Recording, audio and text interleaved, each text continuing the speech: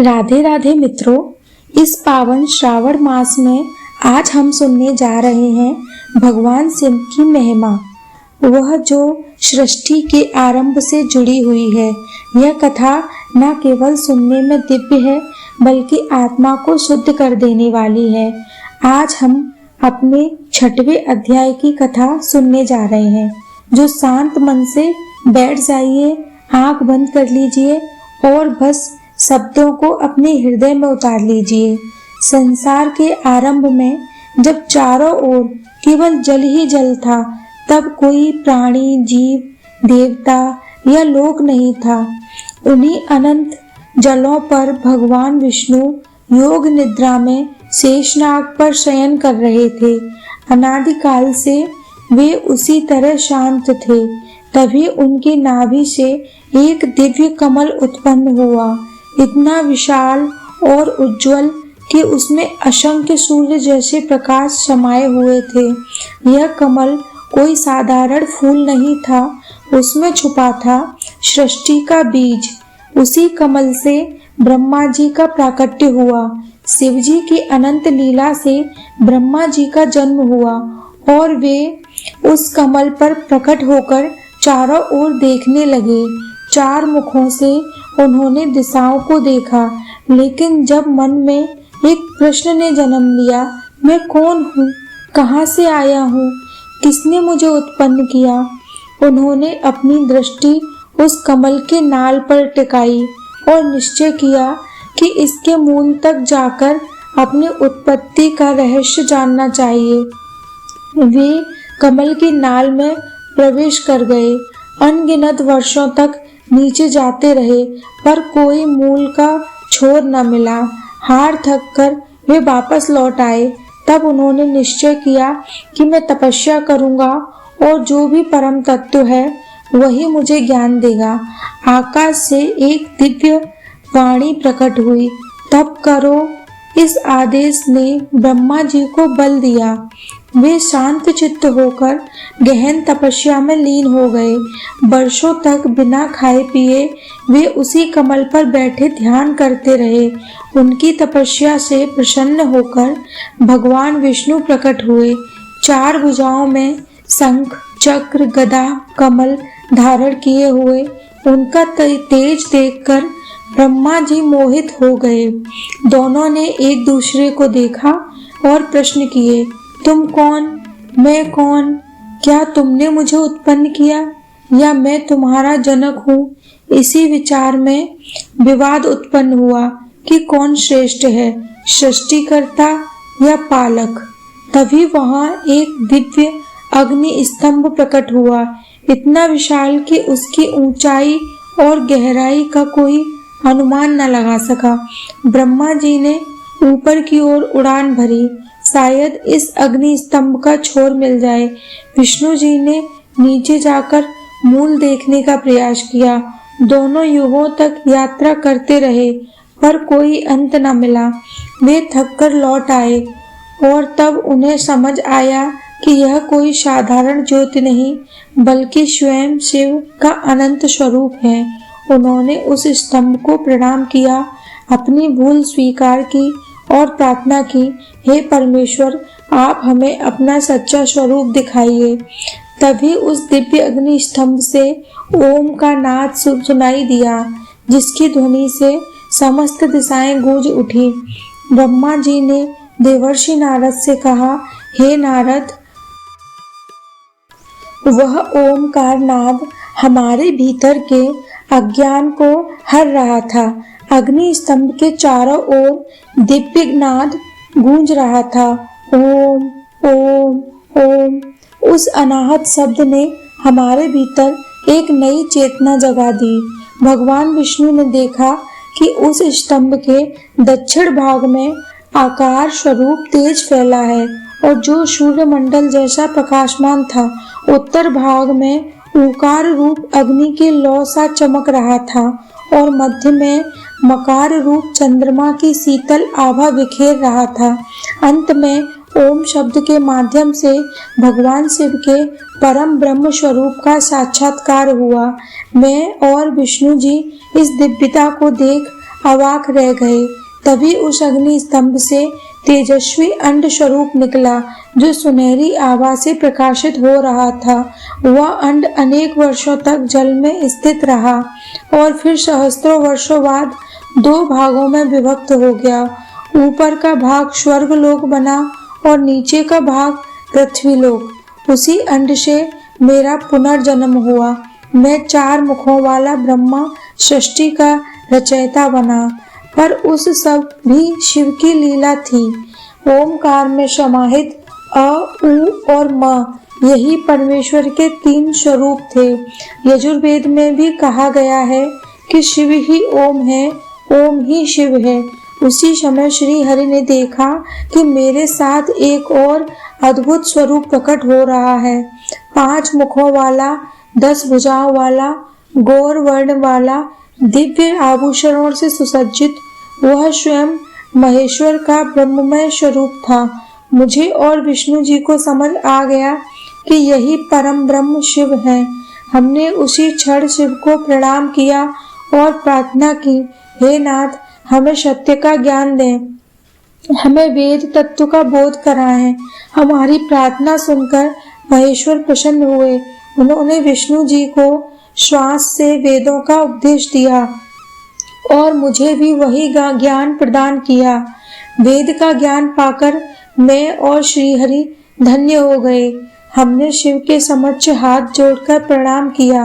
महेश्वर ने मुस्कुराकर कहा, हे विष्णु, हे ब्रह्मा, मेरे इस स्वरूप का पूजन और ध्यान सदा करना। तुम दोनों मेरे दाएं और बाएं अंगों से प्रकट हुए हो। मैं तुम दोनों पर प्रसन्न हूँ। जाओ, सृष्टि करो, इसका पालन करो और प्रलय भी। भगवान शिव ने हमें पूजा की विधि बताई, कैसे लिंग स्वरूप की उपासना करनी है, कैसे ध्यान में लीन रहना है। तभी से इस लोक में शिव पूजा का विधान चला आ रहा है।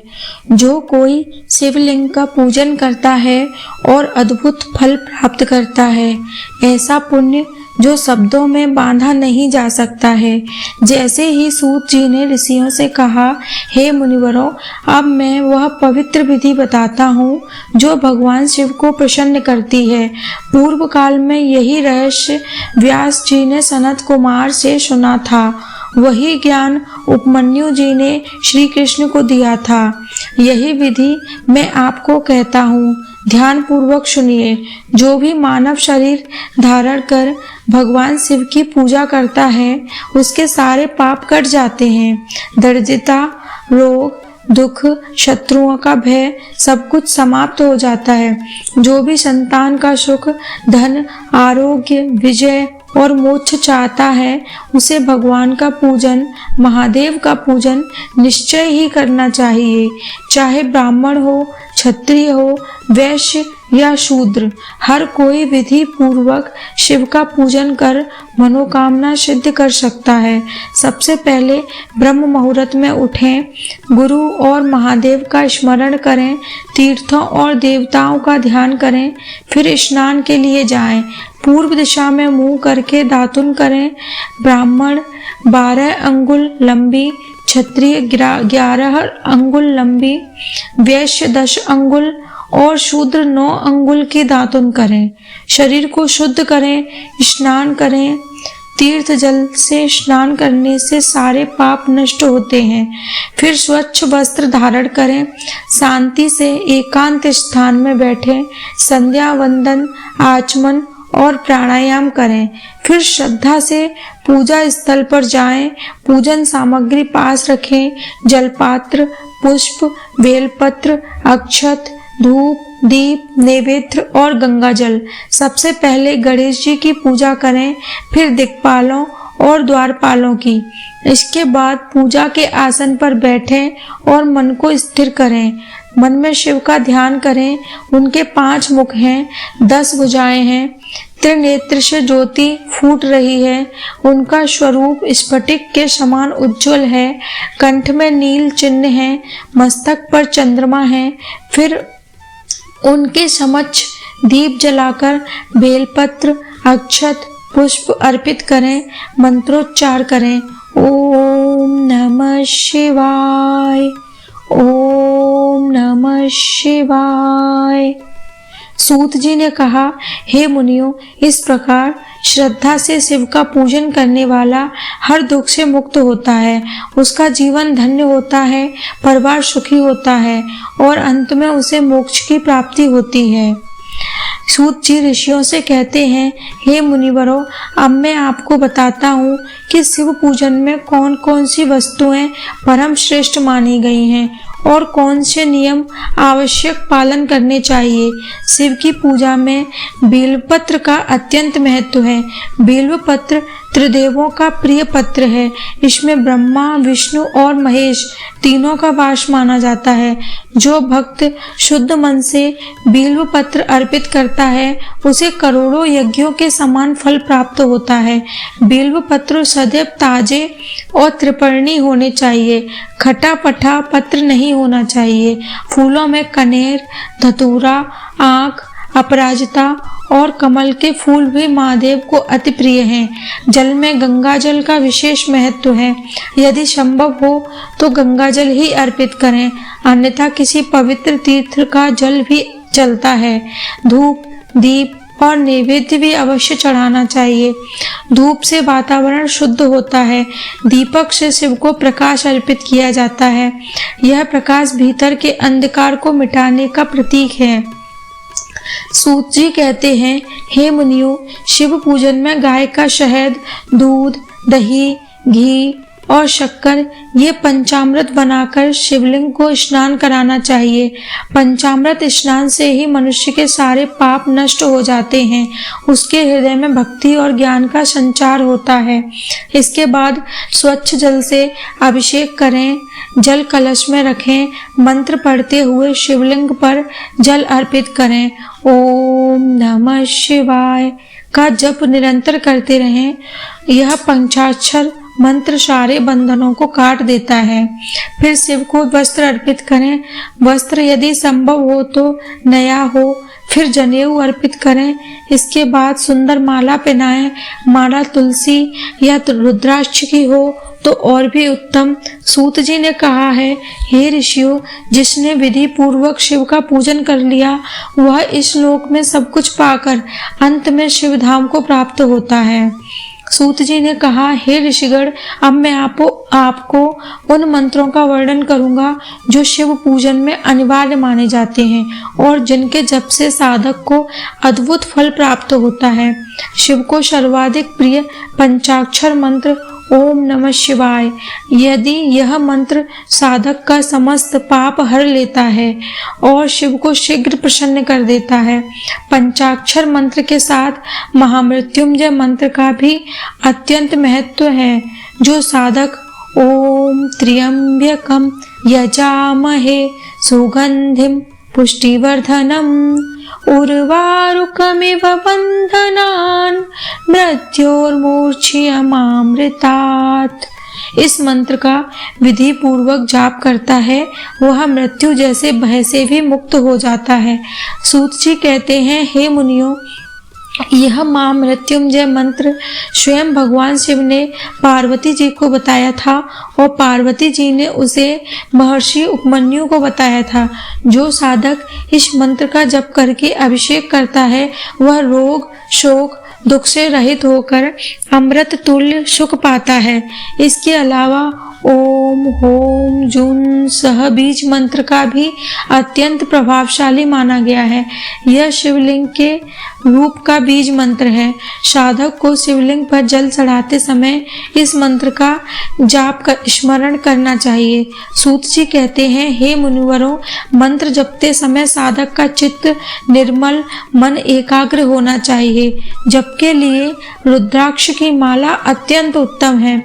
रुद्राक्ष शिव स्वरूप माना गया है। इसे धारण करने मात्र से ही कई जन्मों के पाप नष्ट हो जाते हैं।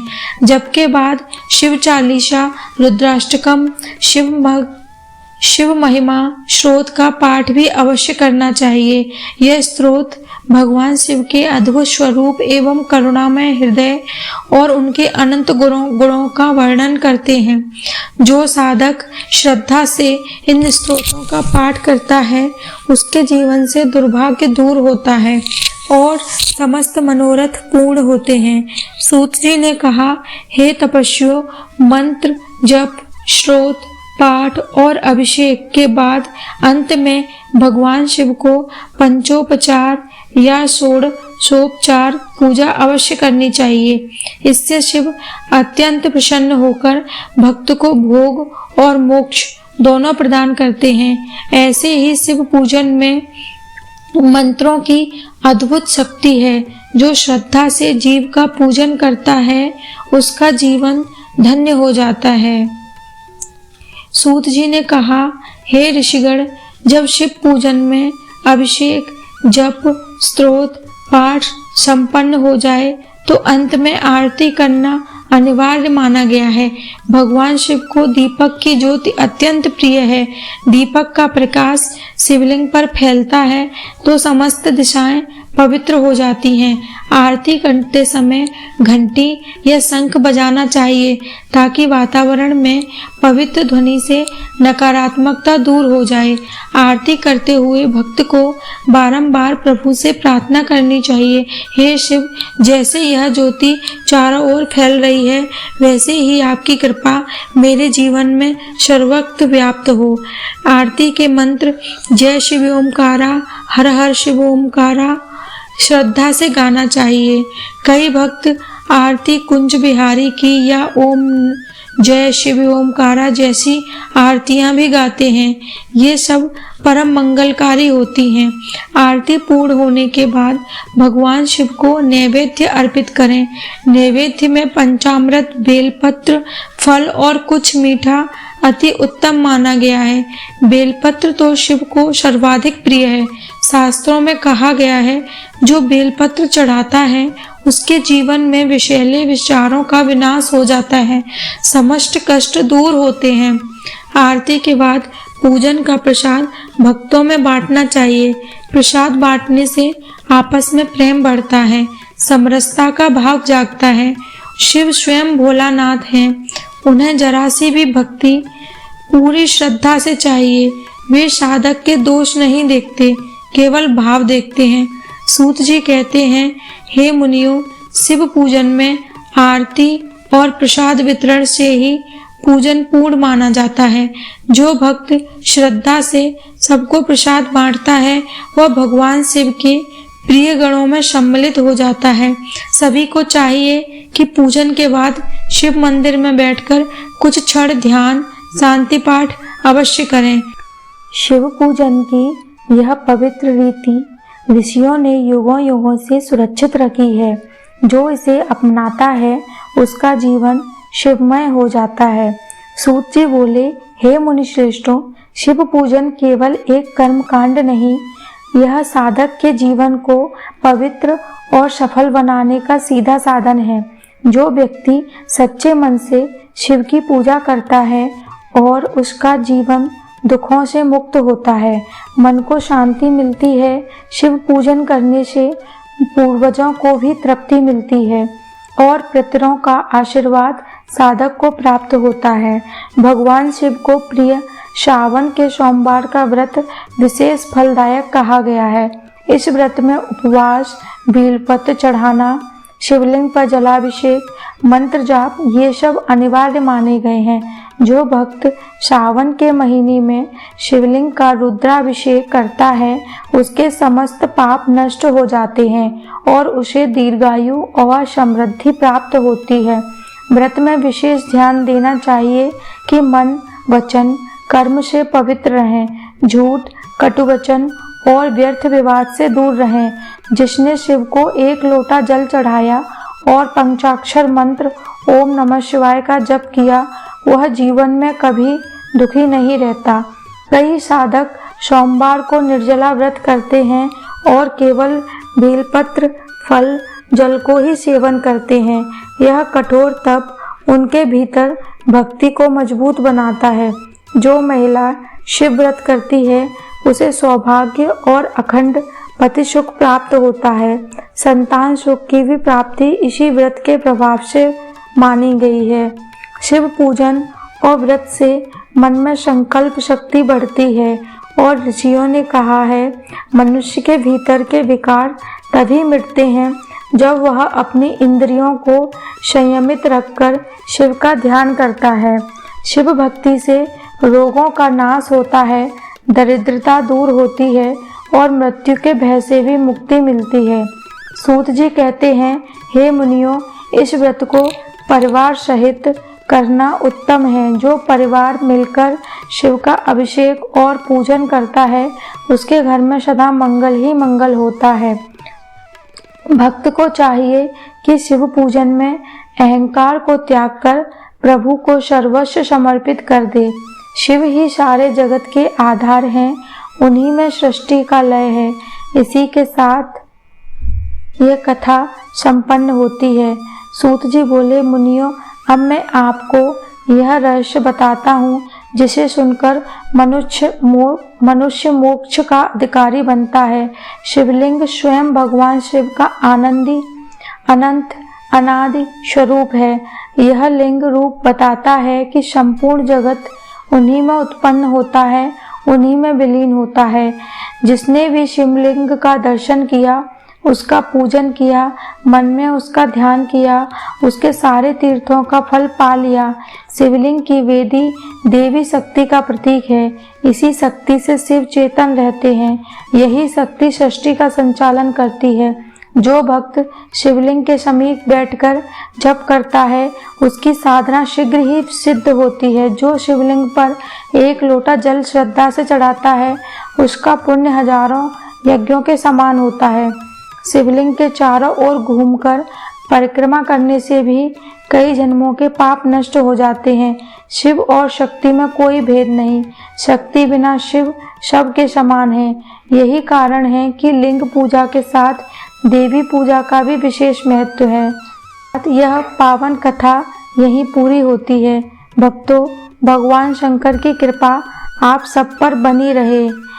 जो इस कथा को श्रावण मास में सुने या सुनाए उसे भगवान शिव का परम आशीर्वाद प्राप्त होता है।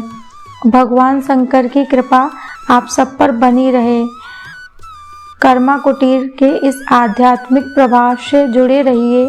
हम सब फिर मिलेंगे एक नई कथा, नए विचार के साथ। हर हर महादेव, जय भोलेनाथ। ओम नमः शिवाय।